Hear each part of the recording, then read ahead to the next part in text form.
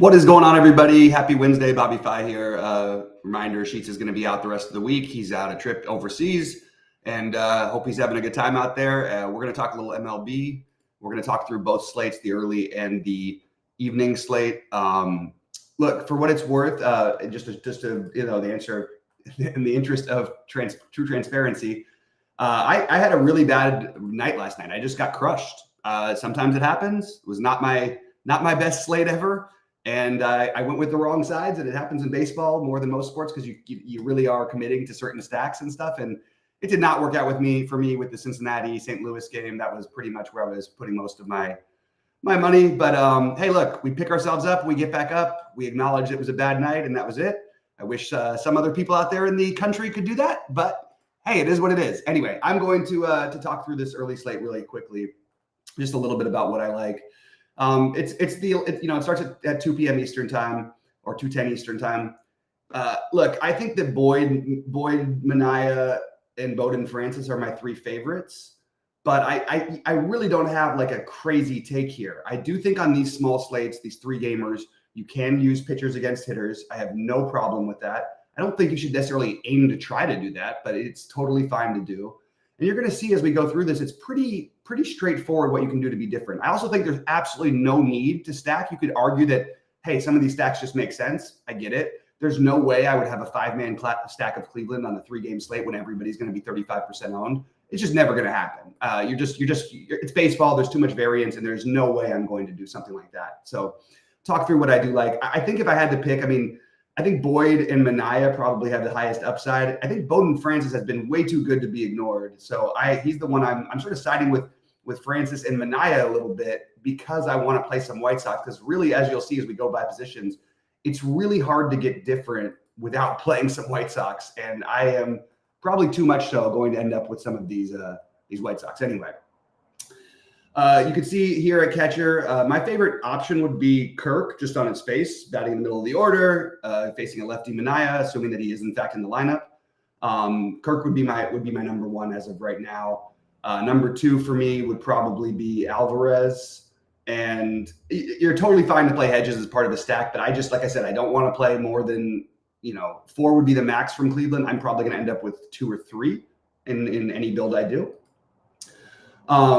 First base, look, again, I want to do this by trying to find ways to get different. And obviously Josh Naylor on paper looks like the best play. Christian Walker is somebody I like a lot here. And I am actually going to go all the way down to the lowest owned or one of the lowest owned, and I am going to play Andrew Vaughn. I think there's power upside. We've seen Manaea. He's streaky. He's been great lately, but I don't mind I'm sorry, not Manaea, Boyd. Boyd has been great, and he's coming back from a serious injury, and he's been pretty awesome since then. I still like the idea of gambling. It's one way to take a shot at getting low ownership. So I like Andrew Vaughn quite a bit at first as a possible home run upside guy. At second, so again, Jimenez, best play on paper. I do like Marte a lot for what it's worth where you can afford him. And I will probably be trying to get to Semien. As everybody knows from a long time, I don't mind taking shots against Merrill Kelly. And I think that I might take a little bit of Texas to go with my Chicago today as my differentiator. So that's what I'm doing. Third base, Jose Ramirez is very clearly the top play. Look at the difference in projection between he and everybody else. For me, the top play is going to be Eugenio Suarez. Terrific lefty crusher. You got Bradford there in Arizona. This Arizona team is very good against lefties. I love Suarez here. If I wasn't getting to Suarez, I would get to Josh Young. And those are my 2 favorites, factoring in ownership and everything like that. Moving over to shortstop, I do think Lindor is clearly the top play here. Again, if not him, I would go Josh Smith. I don't mind eating a little chalk in one position. This is probably where that's going to happen. If you wanted to get, it's not even frisky. I guess if you wanted to get a little bit frisky, I guess not even frisky. Ernie Clement would be my next one. Unless they, for some reason move Perdomo up in the order, I would have it just those guys. So it's interesting in the outfield because, again, I want to get different a little bit on this slate. Luis Robert is an awesome low-owned play, in my opinion, against Boyd here. I am going to stick with that one, and I'm probably going to play Luis Robert in a good portion of my lineups as a way of getting different while still playing a great player. All right. Cleveland is obviously the chalk you want. Look, I like Quan and Thomas very similarly. I think I have Quan a little bit ahead. I'm not getting to any Schneemann today. And I didn't really get to any Nimmo because I like Bowden Francis, and I sort of want to take a gamble on that with just how good he's been. Adolis Garcia, Wyatt Langford, do like the Texas guys. Those are guys I would go after. I would go after some Corbin Carroll, even in a lefty-lefty matchup, depending on where he's hitting the order. And then Randall Grichuk stands out a little bit against lefties. The problem is you have to just know that when the lefties come out and they go to the righties in the bullpen, it's very likely going to turn into Jock Peterson in a hurry. So that's the one thing to just keep an eye out for. So that's what I've got for the morning. Look, not all that exciting a slate, a little 3-gamer, but sometimes these are kind of fun to play. So I'm actually taking a stab here. There's 2 things this slate has that I like. One, they have one of my favorite pitchers to be contrarian against it in Merrill Kelly. 2, they have a lower-owned Arizona team, which is really good against lefties, and specifically Suarez, I want to point out, because he's always been very good against lefties.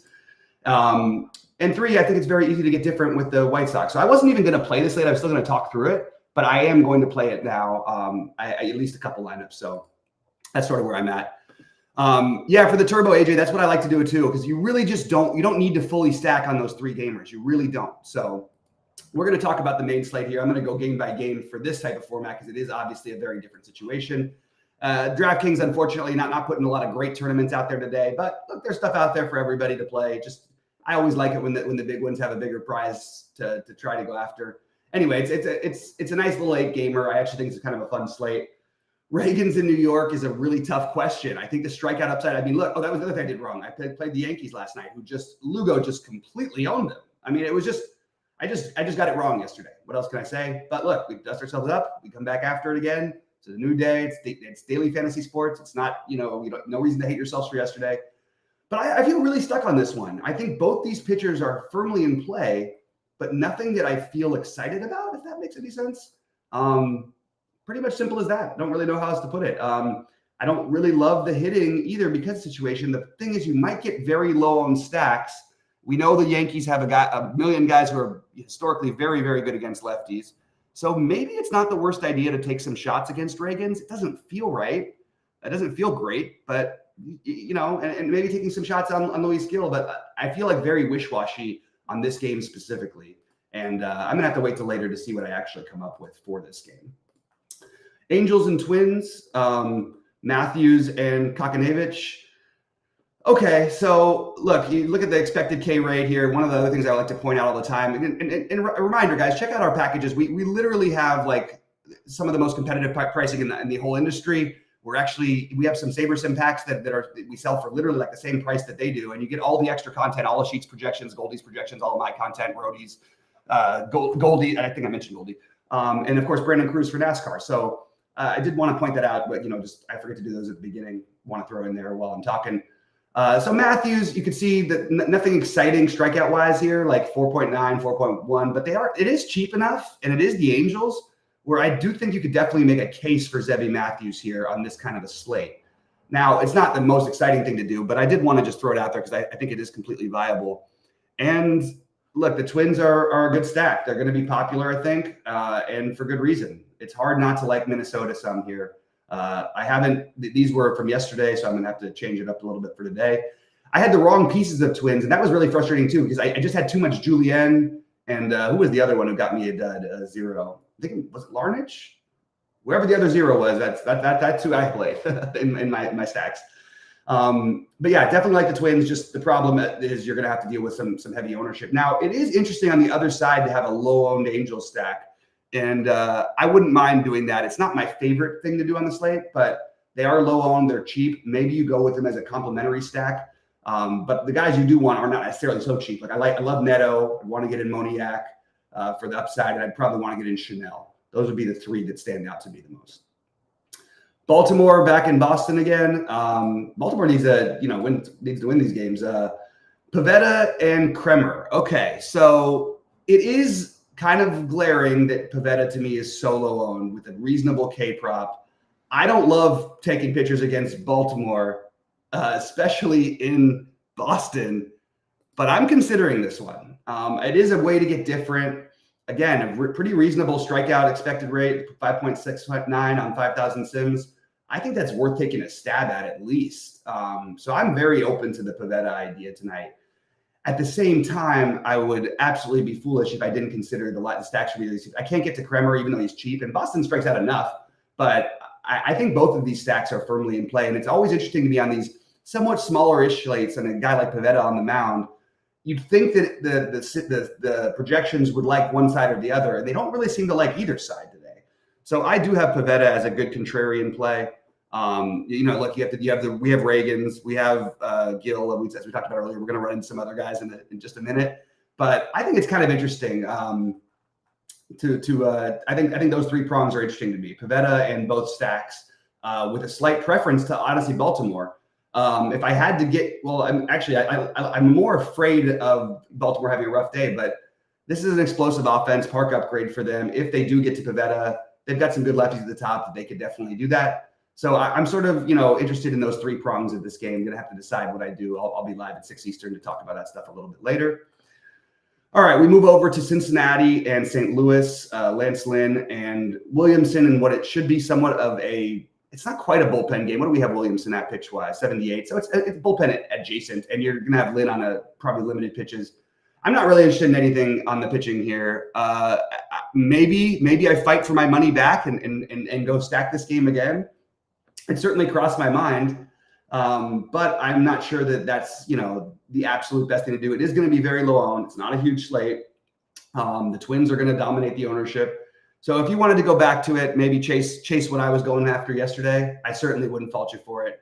I like Cincinnati better than St. Louis a little bit for what it's worth, but I think they're both totally in play.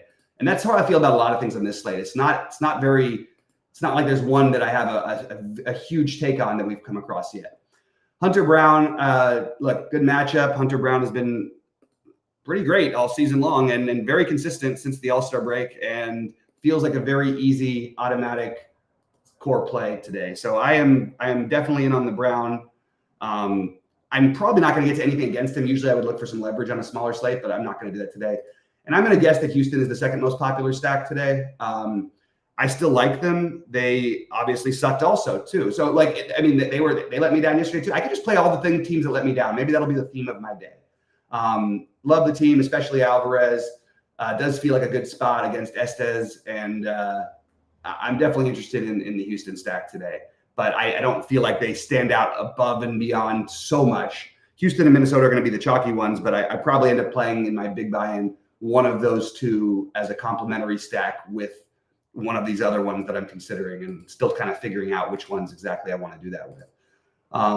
Seattle stack didn't quite get me there last night. We do have King against them. Michael King has been very good this season, and I think was sort of not really a name for a lot of people, but he's been consistently very good. He hasn't really gotten messed around with. I don't think I want to stack against him with Seattle. I just want to remind that while Seattle does strike out a ton, I think the offense is a little better than they get credit for. Love Brian Wu as a real life pitcher. This is a really not a great matchup for strikeouts. You can see King projected at 7, Wu projected at 4.3. I like King here. I understand, and it's very easy to start your lineups off with King and Brown. So if you wanted to do that, I'm certainly not going to fault you for it. It's fine to eat chalk on the pitching on these kind of slates. I just want to remind, again, Seattle's offense is a little bit better maybe than people realize. At the same time, they do strike out the most of any team in baseball. All right, Blake Snell is the other one, and this is an interesting one. We've seen this from Blake Snell, what happened his last time, leaving with an injury early on in the game. It worries me. I also don't think this is just an automatic, and I'm going to take a quick look at Snell's BVP because he should have had enough experience with these guys. No, maybe not, though, between pitching in the American League and the National League both. So I just don't know. He really doesn't have much of a sample size at all against them. He has struck out. It's mostly been Gary Sanchez. But the 32 plate appearances against Snell, this team has struck out 17 times. It's not a large enough sample size to really take much from it. I just thought it was kind of funny. Okay, here's a thing to get different. I like the Giants. I think Colin Ray gets away with murder too often, and I do like the Giants as a get different stack. Look, it's not the most fun thing in the world. The current temperatures or the predicted temperature is going to be 63 degrees. Not ideal, but they play in this all the time. So I don't mind taking some shots with the Giants here today. Also want to let you guys know I'm doing a golf show at 12:45 Eastern time, and I'm doing a football first look at 1:15 Eastern time. So that's coming up next as we get through these. So, and after I'm done with this, I'm just going to run a quick sim and we'll get out of here. All right, we've got Chicago at the Dodgers. Bobby Miller and a bullpen game for Chicago. It would appear as of right now. I think that's what's going to happen. Why is the Dodger run? I mean, like they've been terrible lately. They've had terrible 2 games in a row, and actually we're struggling a little bit offensively before that at times. So I like the Dodgers the best of any team on the slate, regardless of their ownership. You know, if you just didn't factor in ownership, I like them better than Minnesota. I like them better than Houston. It has cooled down for what it's worth on the West Coast. All right, so and we've got Kes fan saying he's going Astros Dodgers stacks.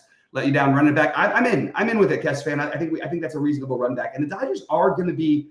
It's not low owned, but it's low owned for them. It does feel a little sneaky low owned stuff. And then we have Bobby Miller, and what to do with Bobby Miller is the ongoing question. Would it surprise me if he had 8 strikeouts in 6 innings and allowed 1 hit? No. Would it surprise me if they lit him up in the first inning? No. So I think you could also, argue for the Cubs here as a very low-owned stack against Bobby Miller, who we've seen him be pretty volatile.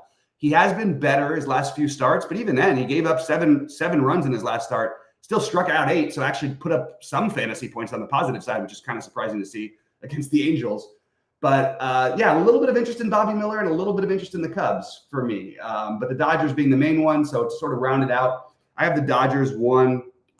I have if ownership wasn't a thing, Houston and Minnesota would be my next 2. But because of ownership, I think San Francisco and Chicago, the Cubs, are probably my next most interesting. And you know what? And I might just be wrong and I might by the end of the day just go straight for the Baltimore Boston game, because I think that's where you got two good offenses in a good hitter's park on a slate that, where they're not getting owned as much as they probably should be. So the Dodgers with some form of, I don't know if I can go Houston, for chalk reasons, but probably the Dodgers with some form of Boston, something between Boston, Baltimore, and San Francisco or Chicago is probably where I end up today. As far as pitching goes, I have King and Brown as clearly the top 2. The low-owned ones I'm looking at here are Bobby Miller, lower owned, I should say. Reagans and Gill both have some ownership, but it's not going to be above 20% probably.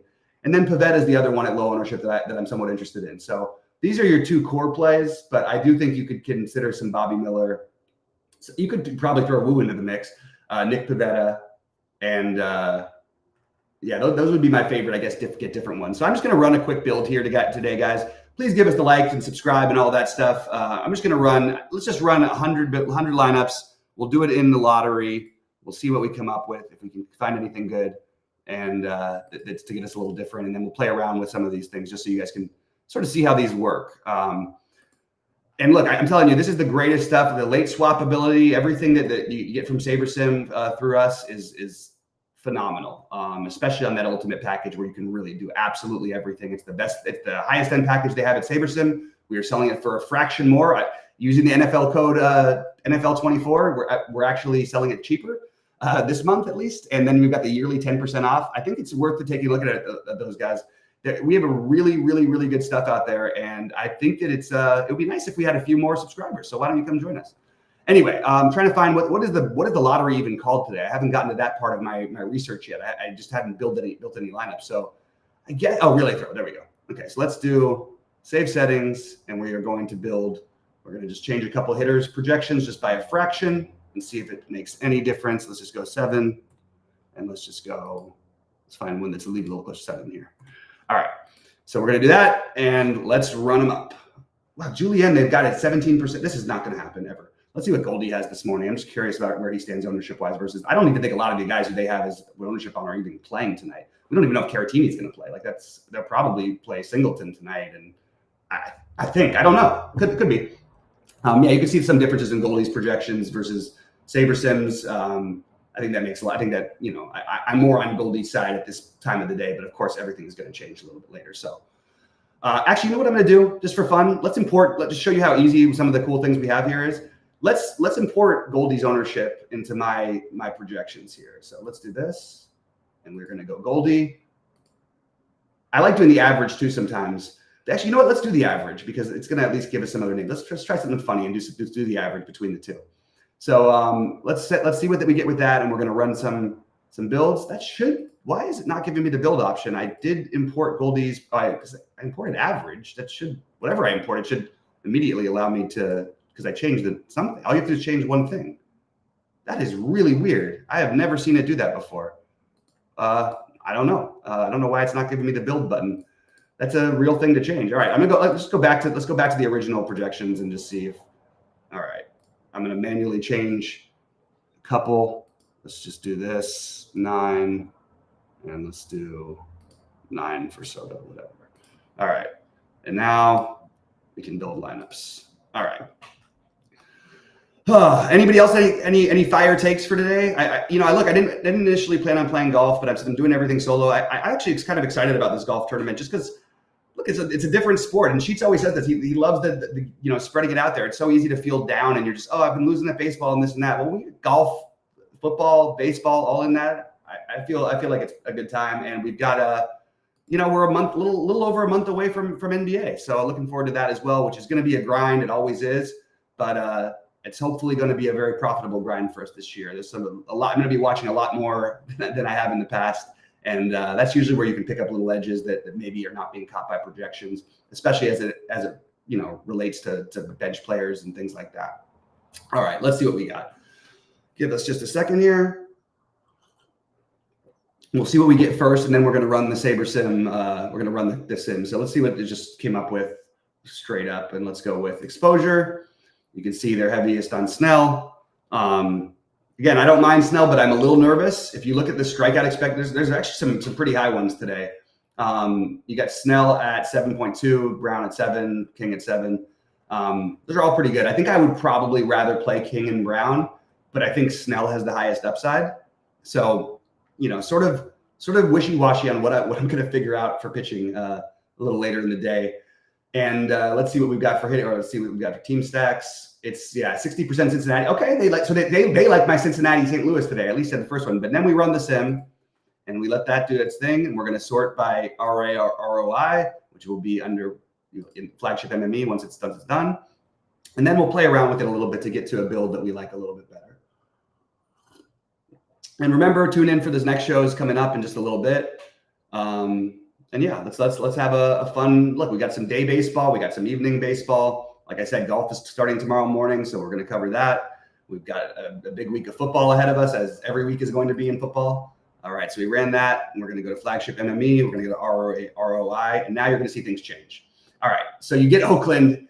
I think it's a little over leveraging the way they're doing this Oakland thing. Let's try some min uniques and see if we can get it to a lower number. Look, I can always just lower it myself, but I am not a huge fan of the Oakland stack today. What if I just do this? Let's go back to min uniques. Let's do 1. And then I'm going to go to Oakland. Let's just cap them at 15 for argument's sake. And let's apply that. And then we get to the Angels. Okay. I did mention the Angels I thought were kind of interesting. I don't know that I want the most of this, but look, I'm a little bit more interested in the Dodgers maybe than SaberSim is giving us. Partly it's because they're going to be owned. So I'm going to put in for myself. Then look, you can see they came up in the pool 22% of the time. I'm going to put in 25% Dodgers. Let's apply that and see where we're at. So that would put us as the Dodgers as the highest owned stack, but it's probably not going to give us as many 5-man stacks. So we'll see, because the Dodgers are hard to get in as a 5-3, 5-2, 5-man, 4-3, 4. I actually kind of like this divvying up here. I would be totally comfortable in terms of exposure to run those stacks out there today. I might even go a little heavier on the 4-mans, but I certainly don't think you have to. I think 5-mans should be the majority of your builds today. And I kind of like this. Maybe we go a little less min uniques, and let's see what we get. Dodgers, Milwaukee. I don't really get that. Like, I just feel like I feel like it's trying to leverage too much, and I guess it's for the lottery, so we should go that way. We should take that into account. It's just, I'm thinking about all tournaments, and I don't know if I want to have all of this exposure. Let's run another one. Let's go a little further down. What's up to D Pope in the chat? Good to see you, my friend. Yeah, I'd like to get to more. So I would like to get to at least some of this. And let's go. I feel pretty similarly about Boston. A little bit better on them. Let's just do that, just to change it up a little and see where we end up with stack wise. Yeah, Baltimore. Boston, San Diego. I'm actually good with all of the rest of this. I don't love San Diego, but it's not bad. And I like a little Angels. I probably would want to get a little bit less, but just wanted to run a build and see what it looked like. That's what you have for today. We did get a little bit less Snell. I think that I would probably, I would be higher on Brown and King personally. I do think it's interesting how much Zebby Matthews they got while they're also playing the Angels. So they're Saberson is speaking out of both sides of its mouth, just like I did today. So that's what it is. I would probably want a little more Bobby Miller. That's another thing I would do.